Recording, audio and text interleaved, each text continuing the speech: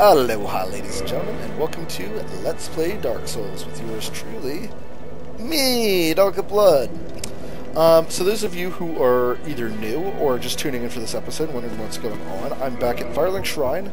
My current level is 29. There's all my stats. I've just been putting points into nothing but strength and dexterity.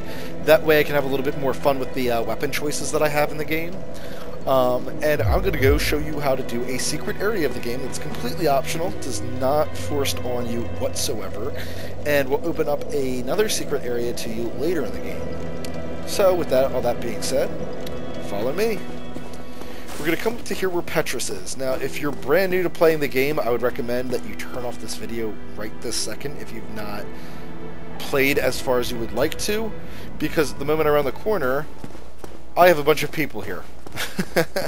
I talked to them in my last video, so if you're curious who they are and what they're doing there, just go ahead and click on my last video, or the video before this. But what we're going to do is we're going to come up here, and I have my elevator active, which I activated when I was up in the gargoyles. I wrote it down. And then for the secret area, we're actually just going to jump off immediately. This is usually easier to do from the left elevator, so as that comes down, you will see, there it is, nice and easy to jump down onto this platform. And we're going to just hug the right wall because we need to get that item up on that temple. Now this can only be done once you have the elevator active, so don't be trying to do this anytime sooner. But here, we're just going to roll straight across, and we'll basically adhere to that ledge. So nice nifty little thing. Now lately, I've been getting caught on some type of invisible wall there. Just back up and retry to walk up it quickest way. Now that key, you can just roll straight to it. What I like to do, because I like the running jump, I'll actually come up these stairs and then do my running jump. It's no big deal if you miss it. You will not fall to your death. You will fall, take a bunch of damage, but no big deal. But this is where you get the Undead Asylum key, West Wing 2, I believe that said. Actually, I have no idea. I probably just made that all up. Yes, it was a key. Floor 2 West. Open West iron bars to the under. Yep. So, in a sense, I just kind of spoiled the game. And if you do fall down on that ledge and you're like, no, I didn't get that item, you can do a running jump to get right back up on here. So, no big concerns, but the stairwell is all the way up there. So, unfortunately, you will have to come over here. And the safer way of doing it is to just jump straight down there. Otherwise, you do need to make sure... Oh wow, I almost fell into that little crack. Oh well. But you want to get that key before going there. There is an item that is locked away, and that is the easiest way to get said item. So there we go. Nice and simple. Can't mistakenly do it at all. And we're going to roll. Hooray!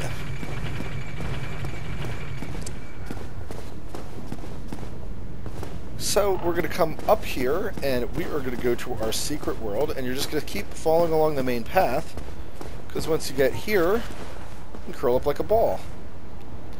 Now, curling up like a ball is a little silly in this day and age, but if you remember that crow, if I can get the camera angle right, there it is, that crow there is the one who brought us to this land. So why shouldn't he take us back to where we came from? Now, the secret area can be accessed at any level, to my knowledge. I've never had a problem. It's just a matter of getting up there, which can only be done once you've accessed that first elevator up by Petrus. If you've not activated that elevator, I don't see a way that you could ever get up here. If you have a way, that'd be great. Let me know. But I don't think it's possible without that elevator. But as you can see, we wait long enough, and the bird will come back and recollect us. And there's a little glimpse at your character, so if you forgot what you looked like, or you like the different armor sets to be goofy, if you like yawning, I'm really sorry. I just yawned all over your faces.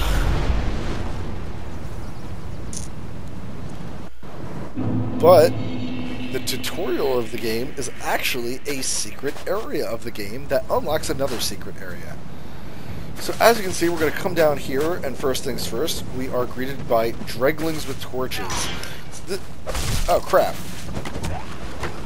Oh gosh, I'm going to take a lot of damage from that.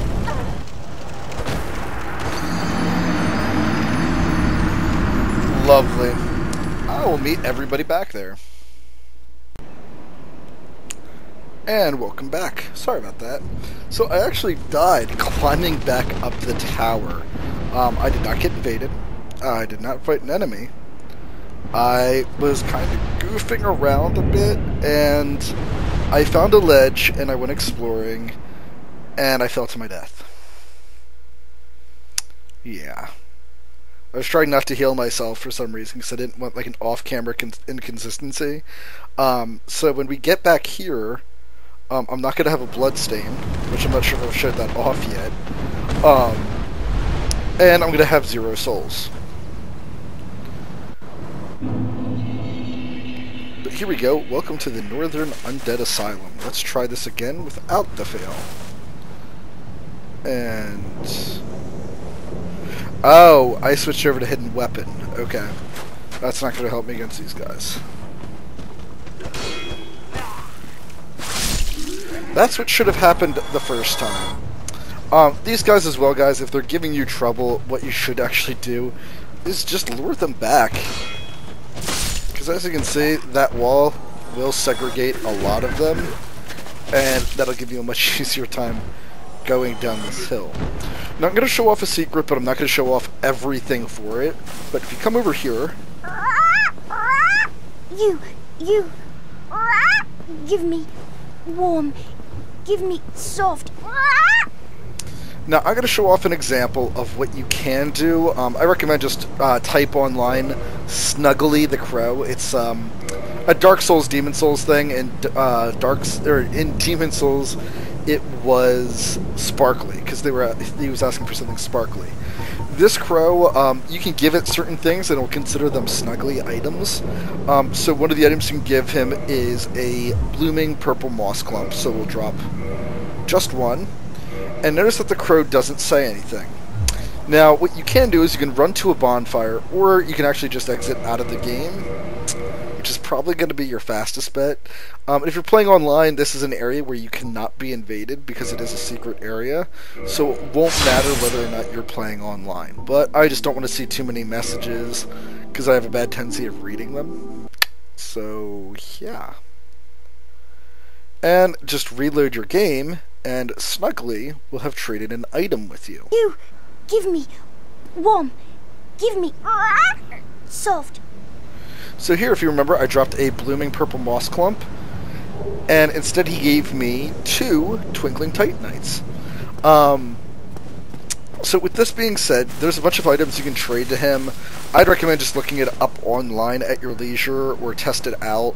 The clumps, specifically the 3 clumps, the red, purple, and blooming, are considered Snuggly. Not the green one, however. Now, if I remember correctly, there is a bonfire over here, so we are just going to ignore that room. Go straight for the bonfire, so this way if I die again, I don't have to do as much backtracking. Now, another thing as well is that this hidden weapon, well, notice that the wand is in my right hand. Well, the problem is that this spell is to enchant a right-handed item. So here what I have to do is actually switch around my wand and my talisman. So now instead, I can do hidden item. And now I no longer have a sword. Now, this area is basically the exact same area, however there are a few new surprises, including a Black Knight. And I missed the parry. And I might die here. Get your drink on. Holy crap, I didn't heal fast enough. Okay. Let's try this again. Now, you don't have to parry these guys. I just find it to be the most effective. And there you can see, again, even though we can't see what I'm doing.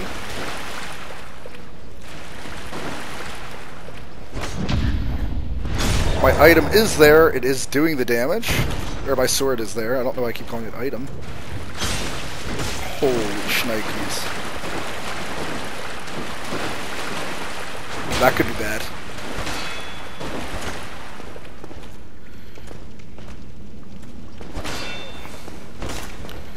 So there, I'm using the wall as a little bit of cover. Not good. Man, I am playing so horrendously sloppy. This is embarrassing. And there, I knew that he was going to do a running stab. But yeah, lure him out to an open area, give yourself a huge advantage. And now we get a new item called a red Titanite chunk, which I will maybe show off later. Don't actually know. Actually don't have any humanity. I lost all my humanity, so I can't kindle that bonfire. I was like, oh, I'll just kindle the bonfire.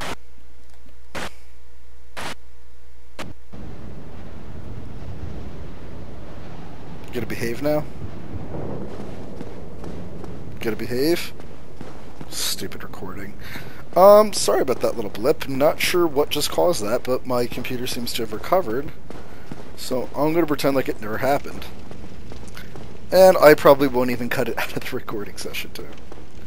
But we come up here, and look! Our knight friend's alive! Let's go greet him! Oh, this is awesome! Hey, buddy! What the? So, yeah, Dark Souls has a bad tendency of turning people that you like against you. Now, as you can see, he is two-handing at the moment, which actually gives him the advantage over us. But I am a pretty big fan of parrying. The other thing you can do as well is if you do not like parrying against two-handed weapon users, kicking them is an extremely valuable, darn it, extremely worthwhile. I don't know why I'm not kicking him.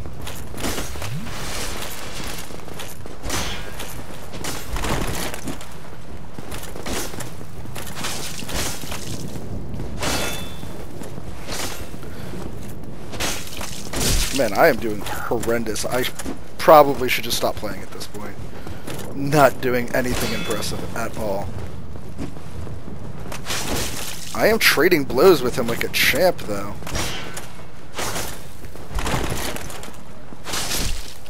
Mwahahaha!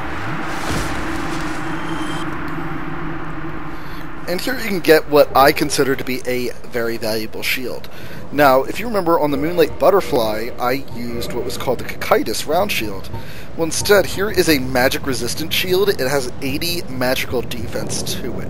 So if you find yourself being killed by spellcasters a lot, or you're fighting like the Hydra, or the Moonlight Butterfly, coming here is a nice little cure to that, where you can get a shield. And notice that also the trap has been reset. So we'll just roll out of the way. There we go.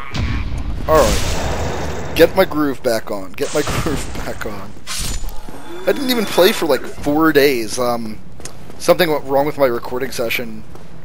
My computer started acting up. Which is bad, because I really need to clean it out for Diablo 3 coming out. I hate when I get enemies stuck on each other. Man, I don't know why I'm playing, like, ridiculously obvious, but... Charge! And even more impressed, that did not kill him in one swipe. I have enough dexterity for this weapon. Oh well. Whichever. Just go back to traditional backstabs. Now if you remember as well, this door was locked earlier, as well as there was no spear guard here. However, if you remember that key that I said was very important to get, Undead Asylum key, and we're finally able to come down here and get this item that was bothering me. You get the Rusted Iron Ring. The Rusted Iron Ring is very simple. It will allow you to move through what I consider to be heavy terrain. If you're deep in the water, like when I was fighting the Hydra, that would be your heavy terrain. There's a bunch of places in the game that do require the Rusted Iron Ring, so I would encourage you to always have it in your inventory at all times. There's one last area to go to, but I will show that off in the next video. So, thank you everybody for watching, because we're going to fight the boss of this area. Ta-ta!